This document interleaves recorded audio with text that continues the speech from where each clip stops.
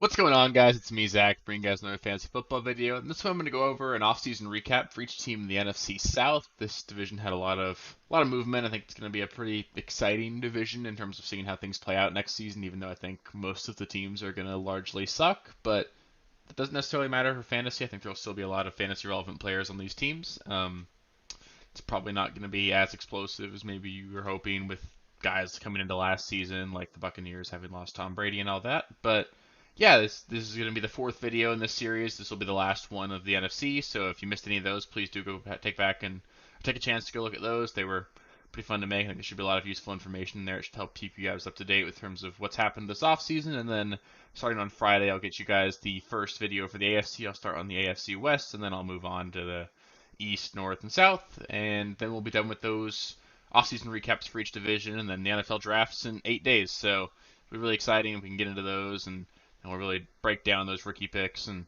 sort of break down the impact of that draft afterwards. So yeah, with that, let's get into the first team here. So starting us off here with the New Orleans Saints, they were a pretty active team in the offseason. Somehow they always seem to find a way to be pretty active despite never having any salary cap space, but they managed to sign Derek Carr to a 4-year deal, and they also added Jamal Williams and Brian Edwards here.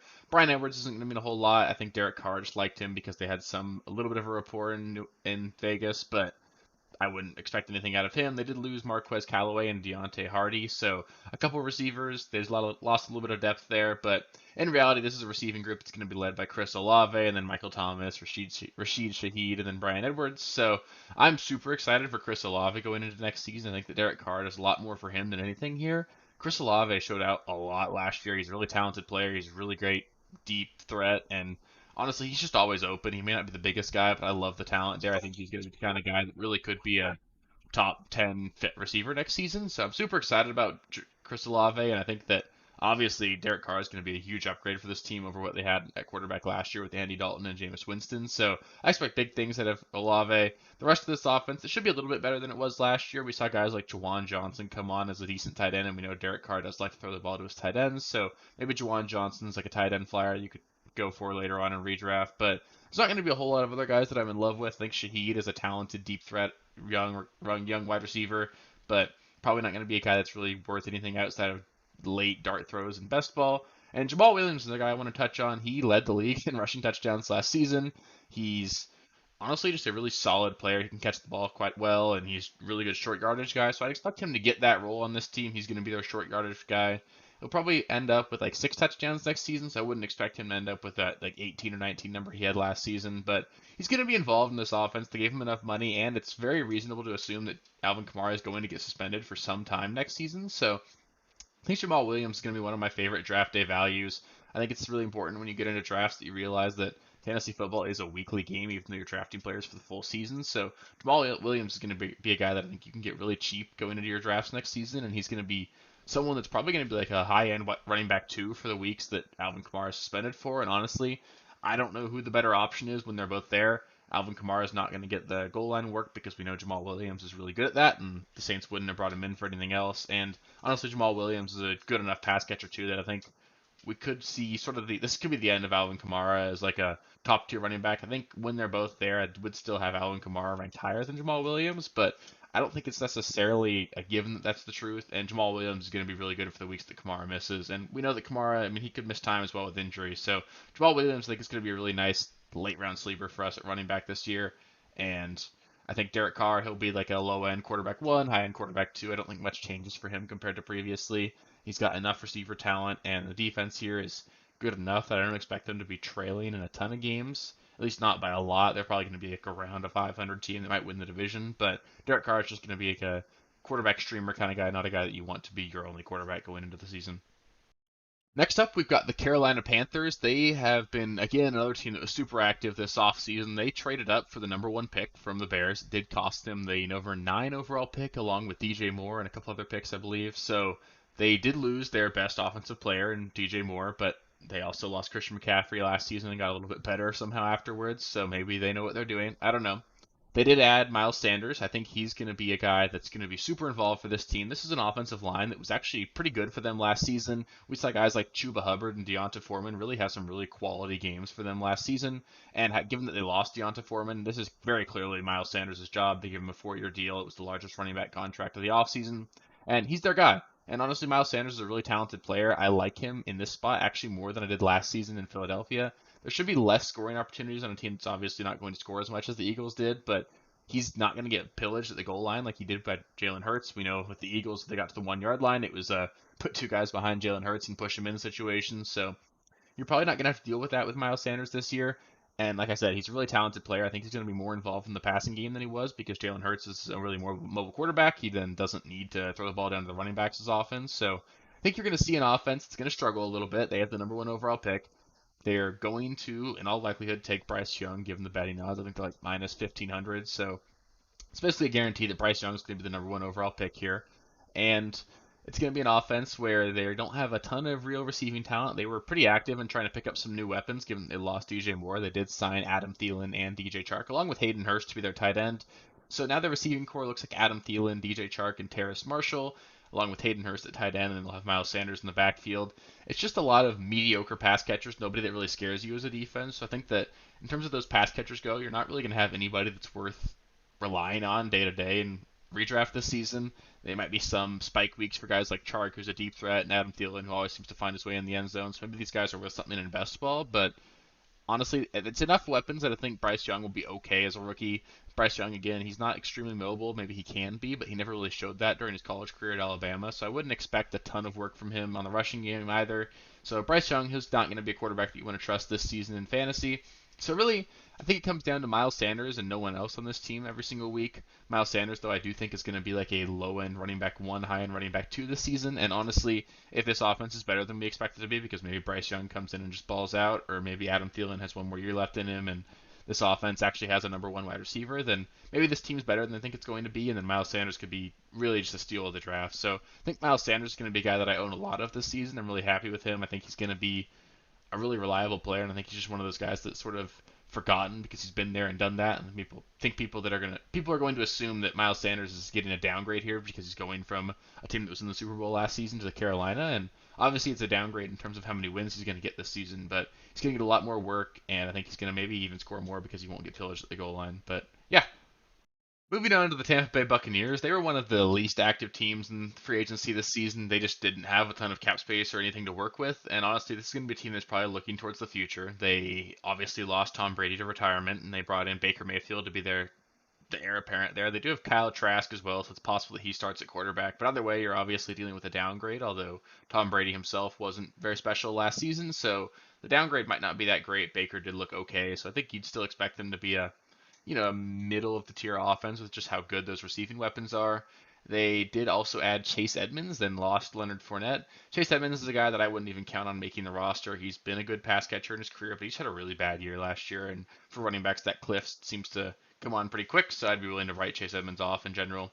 They did lose Cameron Braid as well, so maybe that opens up a door for Cade Otton. They looked like a promising rookie tight end last season, but again, he's going to be the number 3 pass catcher on this offense at best with Baker Mayfield at the helm, so I wouldn't expect a ton there. I think that in general, though, Chris Godwin and Mike Evans are still talented enough that they're going to be like mid to low end wide receiver 2s, maybe low end wide receiver 1s if Baker is better than I expect him to be. But I think that in general, you're going to see the passing volume go down for this team. There's not going to be This is going to be a team that tries to lean on their defense. They've still got a pretty good defense. I still think they've got a shot to win that division just because, like I said, it's Saints with Derek Carr, and otherwise the same team as last year. Carolina's not very scary, and obviously Atlanta's not very scary either. So there's going to be, again, another 500 team that wins this division. Tampa Bay could certainly be that, but they're going to try and slow the game down. I think you're not going to see a whole lot of volume out of this offense, but those receivers are talented enough. They're still going to be worth that wide receiver 2 draft capital. And then Rachaad White's a guy I'd want to pay attention to. He's a guy that I really personally like. I think he's a really talented player, and honestly, he can do things in all facets of the game. We've seen their coaching staff come out and say that they want him to be a 3-down running back, but as we all know, what a coach says and what actually happens are often quite different. I'd be kind of shocked to see them enter the season with their current running back depth chart. They've currently got Rachaad White and then Chase Edmonds and Keyshawn Vaughn.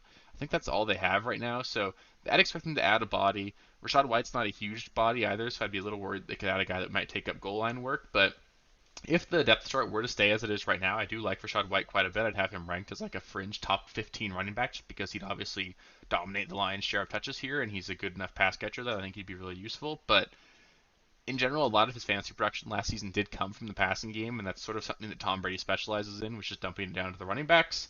Baker Mayfield hasn't been as willing to do that over the course of his career, and I would, in general, expect the overall passing volume to decrease as well. So Rachaad White's probably capped at like a high-end running back 2 ceiling, and he could be significantly worse than that if they were to draft another running back or if this offense is just really bad, and maybe he's not even good himself. But I like him enough. I think if he's cheap, if he falls back behind that running back dead zone, you'll see in drafts he could be a nice value and be a guy that I own quite a bit of. But if they add another guy and he ends up just looking like he's going to be their pass catching back and mixing in on first and second down occasionally, that I wouldn't be super excited about him.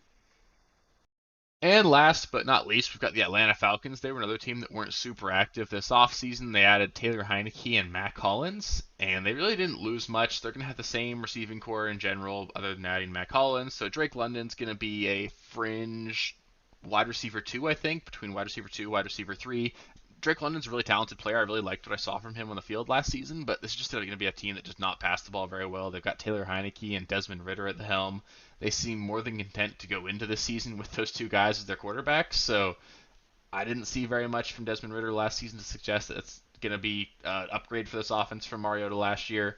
And Taylor Heineke has shown that he's not very capable of really leading an elite offense. I will say with Taylor Heineke, he has shown a tendency to really target his number one guy, so that could be really promising for a guy like Drake London. But I think that it's kind of tough to tell who the number one is in this offense between Kyle Pitts and Drake London. I still think Kyle Pitts is a really talented player. I think a lot of that hype is around, or that was surrounding him last season is gone, and maybe he'll be one of those draft day values because this is a team that really does need to find a way to get him the ball. But they didn't seem very intent on doing it last season, and maybe that was just the Marcus Mariota thing. Maybe that was a coaching staff thing. I don't know, but I'm not out on Pitts just given how young he is. So he's still going to be a probably low end tight end 5 or 6 for me on my rankings, and he's obviously got more upside than most. So Kyle Pitts still going to be a guy with drafting. Drake London, low end wide receiver 2, and nobody else on this team really super exciting for me. They do have a nice young running back core. Caleb Huntley is a guy that I like quite a bit, but I mean, this is a team that has shown a very, very high tendency to want to run the ball. I'd be shocked if they entered the season with this same running back class. They do have Cordell Patterson still. We'll see him work in. He's getting old, obviously, so he's not going to be super irrelevant. But they've also got an outside shot to be the team that drafts Bijan Robinson. It would be a horrible pick for them to make it 8 to take a running back that high, but they could be a team that wouldn't shock me to see them trade back and then take Bijan later. And in that case, Bijan would be, low end running back 1 for me. He's obviously a really talented player. He would get all the work there, but this is going to be an offense that's not going to score a whole lot, and I'm just not super excited about many of these Falcons options. So whoever their lead running back is has got some potential. I think there's some talented players there, and then you'll have Drake London and Kyle Pitts as guys that I think are going to be usable in fantasy week to week, but no real superstars on this team unless Bijan ends up there.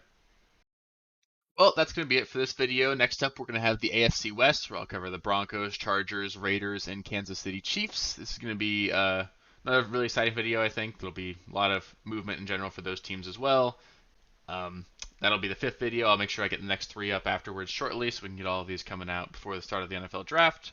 If this was your first time watching any videos on this channel, please do take a minute to like the video. Go watch the other ones so you can make sure you're caught up on the whole off season. And if you like all these videos, please do subscribe to the channel. You can click the bell so you get a little notification every time I post a video. We're going to be way more active this season than we have been in the past. We're really trying to be more up to date and have more off-season content, and we'll make sure that our website's up to date, and we'll make sure that we're giving you as consistent and as useful advice as we can. If you have any questions for me, please do feel free to let me know in the comments. I'd love interacting with you guys. I've also got Twitter you can follow me on at RealSteelFFB there, so DMs are open there if you've got questions as well. And yeah, thank you again for taking the time to watch this video, and I'll catch you next time.